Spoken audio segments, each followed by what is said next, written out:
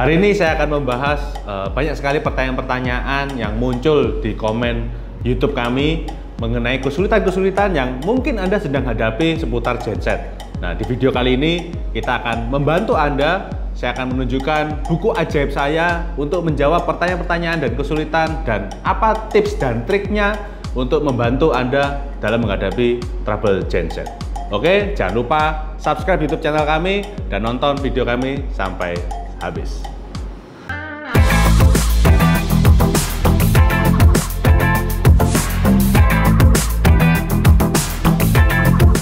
Ya, saya akan coba lihat salah satu pertanyaan di YouTube channelnya DPS Power Genset ya.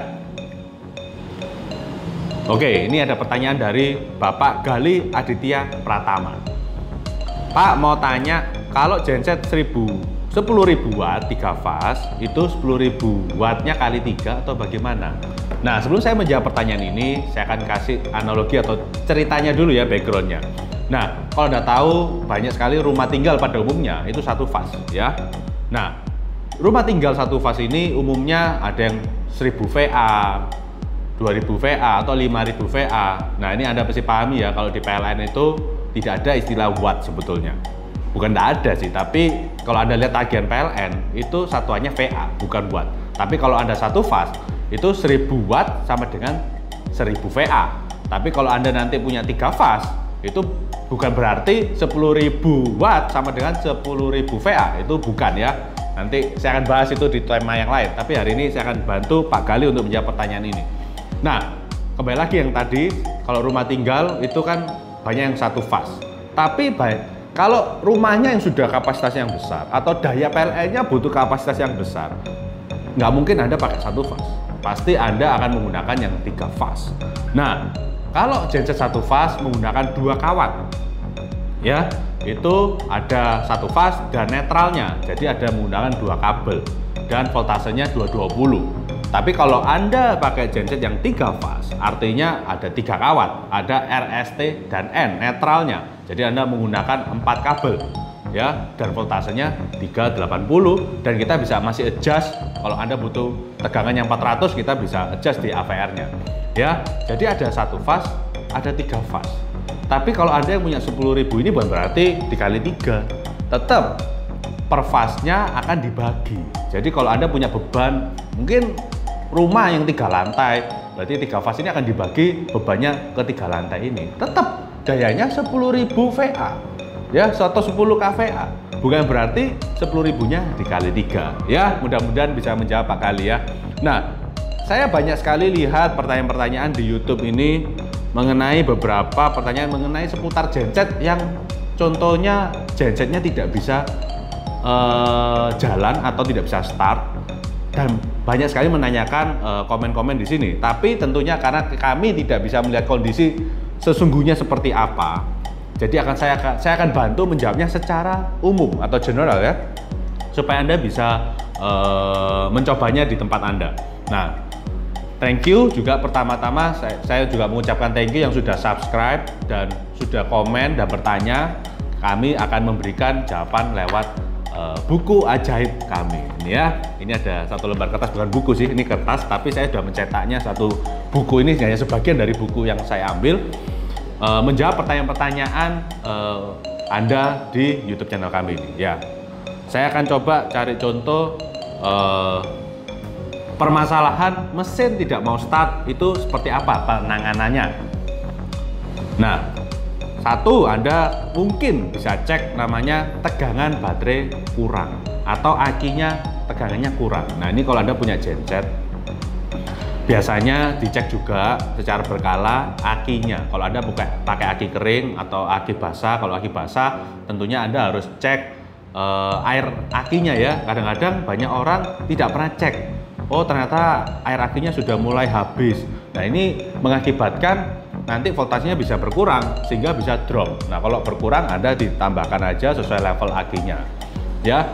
Jadi penting sekali kalau Anda mengeceknya itu pakai alat, namanya ada alat untuk ngecek aki, untuk bisa Anda ketahui berapa voltasenya. Kalau Anda menggunakan modul digital yang pakai dipsi, Anda juga bisa lihat akinya biasanya muncul voltasenya. Kalau Anda menggunakan satu aki 12 volt, kalau Anda menggunakan dua aki ya 24 volt. Pada saat nanti gensetnya bisa start, itu akinya tuh voltasenya bisa naik ya. Tapi kalau memastikannya nanti pakai alat itu aja ya untuk mengecek berapa voltase akinya.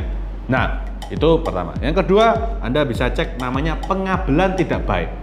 Ya, kalau Anda lihat panel genset itu ada pengabelannya, itu tricky banget. Karena kenapa saya bilang tricky? Karena kabelnya kan banyak. Ya, ada kabel komunikasi ke ampere meter, voltase dan lain sebagainya. Kabelnya kecil-kecil. Kalau Anda punya itu, Anda bisa lihat wiring diagramnya juga. Nah, itu kabel-kabelnya itu bisa dicek karena beberapa kali kalau sudah yang genset agak lama, itu kabelnya sudah mulai mungkin skunnya itu sudah kendor. Nah, ini kalau kendor bisa mengakibatkan genset tidak bisa start. Itu bisa dicek satu persatu, pastikan tidak kendor. Nah, kalau ada di terminal AC/DC-nya juga kabelnya ada 4 kabel. Nah, kalau kita bicara 3 fase ya, itu satu kabelnya mungkin kurang keras skunnya atau kebautnya itu lepas. Nah, itu Anda mesti cek dan Anda kencangkan kembali ya. Itu yang kedua. Yang ketiga, Anda bisa coba lihat bahan bakar tercampur air. Nah, ini banyak sekali customer saya di luar pulau tentunya karena kondisi solarnya yang kurang bagus. Itu begitu dibongkar tangki solarnya ternyata banyak sekali tercampur air. Nah, ini penting ya kalau Anda punya solar di luar pulau yang kualitasnya kurang bagus, please dilengkapi water separator atau dicek kondisi solar di dalamnya. Karena waktu customer kami melihat dari tangkinya yang sudah dikuras itu, wah coklat ya, kecoklatan dan sangat encer. Nah, itu akan mengganggu pada saat digenset di start kemudian mati. Nah, itu bisa mengganggu ya. Cek solar. Yang kedua, filter solar tersumbat. Nah, ini selain tangki solarnya Anda cek, pastikan juga filter solar ini kan juga bisa kotor. Kalau filter solar Anda tercampur air atau kotor, pastinya filter solar Anda juga bisa tersumbat. Nah, itu bisa dicek. Kalau memang sudah terlalu kotor, pastikan Anda menggantinya dengan yang baru karena tadi ya kualitas solar yang kurang bagus bisa mengakibatkan filter solar juga akan cepat sekali gantinya.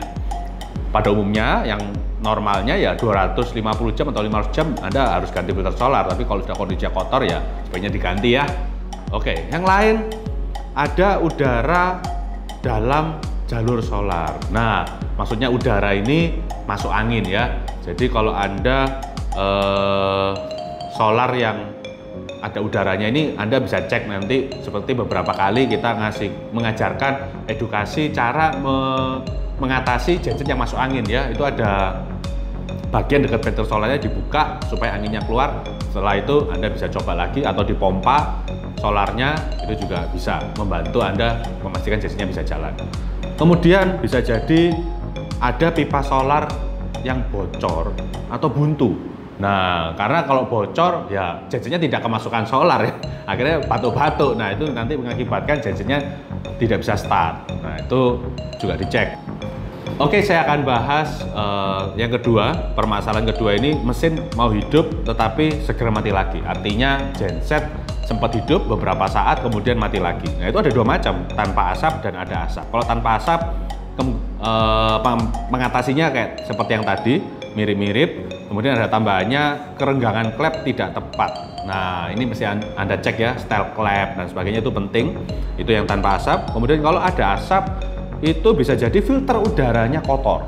Nah, itu Anda juga harus cek berkala ya, filter udara dicek secara berkala apakah sudah kotor apa tidak. Kalau misalkan kotor ya Anda sebaiknya hubungi kami dan kita akan sediakan yang filter baru. Kemudian hal yang lain juga bisa injection pumpnya kurang solar. Nah, itu juga sering terjadi kalau di dalam mesin itu ada injection ya. Injection itu mengeluarkan pengabutan atau keluar solarnya, ya itu kadang-kadang suka buntu. Nah, itu perlu kalibrasi ya, atau dicek lah filter-filternya yang lain dan sebagainya. Nah, permasalahan yang ketiga ini suara mesin tidak normal.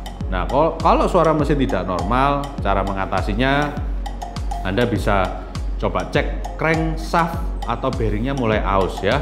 Nah, itu penting ya, itu dalam mesin, tapi memang Anda mesti bongkar mesin, harus panggil orang ahli untuk melakukan bongkar mesin itu. Kemudian bisa jadi baut konrodnya kendor. Nah ini kalau sudah mesin-mesin tidak normal ini pekerjaannya tidak ada, Anda mungkin tidak bisa lakukan sendiri. Anda harus panggil orang profesional atau orang engineering untuk melakukan pengecekan secara menyeluruh supaya tahu apa yang terjadi dengan mesin ini. Biasanya sih mesin-mesin yang sudah lama ya, mesin-mesin yang sudah jalan 6.000 jam itu perlu dicek karena kalau kondisi olinya juga nggak bagus, terjadi gesekan metal dan metal, itu juga bisa mengalami keausan di bearing dan crankshaft. Oke, kemudian ada lagi permasalahan suhu mesin terlalu tinggi. Nah ini kalau suhu mesinnya terlalu tinggi, Anda bisa cek sebentar saya cek dulu.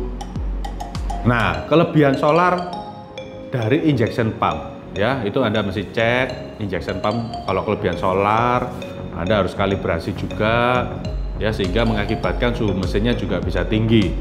Kemudian ada lagi cara mengatasinya, Anda bisa cek di sistem pendinginan yang kurang ya. Artinya termostat tertutup atau macet. Ya, ini kalau Anda tahu di beberapa genset kan pasti ada termostat. Ya, ini kalau termostatnya macet juga mengakibatkan suhu mesinnya terlalu tinggi. Kemudian, nah ini penting juga yang Anda harus cek secara berkala, yaitu air radiator ya. Air radiator ini penting karena banyak sekali orang kalau wah sudah padam PLN-nya kemudian segera menyalakan genset, nah air radiator ternyata kosong ya, itu juga bisa merusak yang lainnya. Pernah kejadian sekali di klien kami itu, wah nggak pernah dicek secara berkala, tiba-tiba PLN padam, keburu dinyalakan, wah ternyata ada kebocoran di radiator atau air radiatornya habis sehingga wah macet semua. Nah kalau sudah macet kayak begitu, Anda harus bongkar mesin bos. Ini kalau sudah bongkar mesin habisnya lumayan banyak dan Anda tidak akan bisa lakukan ini sendiri kalau bukan orang ahli. Ya, ini buku-buku ajaib saya ini sebetulnya banyak ya item-itemnya untuk memberikan tips-tipsnya atau caranya mengatasinya seperti apa, tapi saya nggak mungkin bahas semuanya satu persatu. Nah ini nanti kalau saya ini nggak bisa selesai, saya akan bahas di video saya yang part 2 ya. Jadi nantikan terus video saya yang part 2, saya akan bahas lebih banyak karena masalah genset ini nggak cuma terjadi di mesin ya, tapi ada juga masalah genset ini terjadi di kelistrikan atau mungkin di modulnya atau mungkin di tegangannya karena sangat kompleks sekali. Jadi mohon maaf kalau saya melihat komen-komen yang di YouTube saya belum sempat jawab satu persatu atau mungkin kelewatan. Nah ini akan saya bahas lagi nanti di video kami part 2 akan membahas bagaimana mengatasi genset-genset yang Anda mungkin sudah menghadapi dan belum tahu solusinya seperti apa ya. Oke, kalau video ini bermanfaat buat Anda, jangan lupa komen lagi sebanyak-banyaknya dan subscribe YouTube channel kami atau mungkin share ke teman-teman Anda yang membutuhkan ya. Thank you sudah nonton video kami dan salam sahabat power.